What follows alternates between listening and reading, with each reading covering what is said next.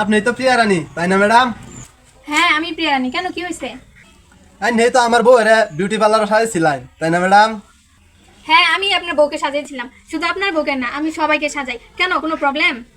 না ম্যাডাম, কোনো সমস্যা নাই। আমার বউ এমন সুন্দর করে সাজাইছুন, তার লাগে খুশি হয়ে আইনে লাগে আমি একটা গিফট লয়ে আইছি। ও আচ্ছা, এই ব্যাপার। এই নেন ম্যাডাম, এটা আপনার জন্য। আপনার অনেক পছন্দ হইব, ঠিক আছে? আচ্ছা ঠিক আছে।